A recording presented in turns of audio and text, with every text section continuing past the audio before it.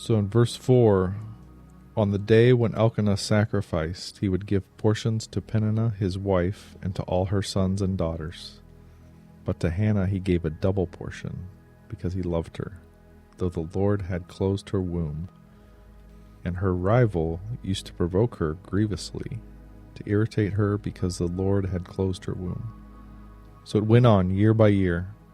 As often as she went up to the house of the Lord, she used to provoke her. Therefore Hannah wept and would not eat.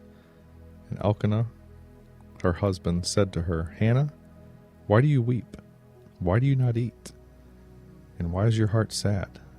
Am I not more to you than 10 sons? What a powerful section. Wow. Gives me goosebumps. Yeah. Yeah. But to Hannah he gave a double portion because he loved her, though the Lord had closed her womb. You see that love and compassion by Elkanah towards Hannah. He doesn't blame her. He doesn't punish her. Loves her unconditionally. Yeah. Like, what a beautiful thing. Yeah, but it doesn't satisfy her, because she doesn't feel fulfilled. Yeah, she relates back to those first things we said, right? Yeah, those feelings. Inconsolable, Nothing can make her feel better about her situation. Even the unconditional love of her husband. Yeah, no matter what you're saying, Elkanah, I can't get past the shame I feel. And I mean, just by reading that passage, it's like what he's saying to her is more salt in the wound for her. Mm-hmm. That's the way she takes it. Yeah, keep rubbing it in. Yeah, right.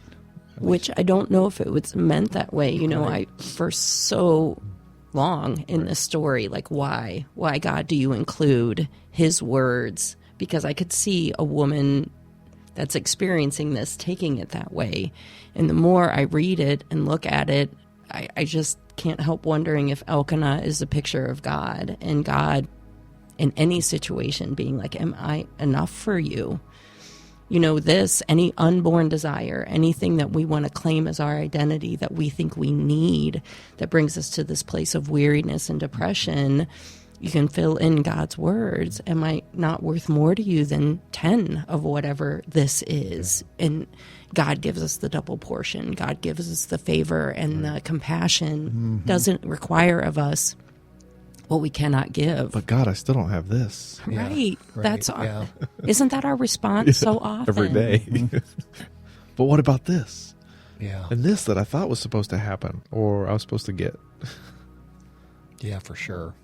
And we know it's God who closed her womb. It says it right in there. Right. So God is using this for a purpose. Right. Obviously, he's not being maniacal and not cruel. So there's purpose behind it and something in this that's going to bring him glory. So her shame is bringing him glory. Now that's a powerful thought. Right. Yeah, it is. And, I didn't think about it till you said it, Angie, when I was reading through this ahead of this time together. You think how Elkanah must have felt like he's trying to show Hannah how much he loves her. How much do you think that pained him? The last part of verse 8 there where he says, am I not more to you than 10 sons? He's trying to say, what else do I need to do? Right. Yeah.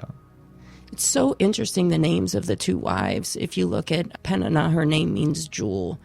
And I just think about how often we want to be like that shining jewel that looks good, but yet her actions seem very hard and cold towards Hannah. Yeah. And then you have Hannah, whose name means grace, and how God longs to give him glory by magnifying his grace towards us, and how often we gravitate towards wanting to be the jewel instead of wanting to be the one who represents the grace.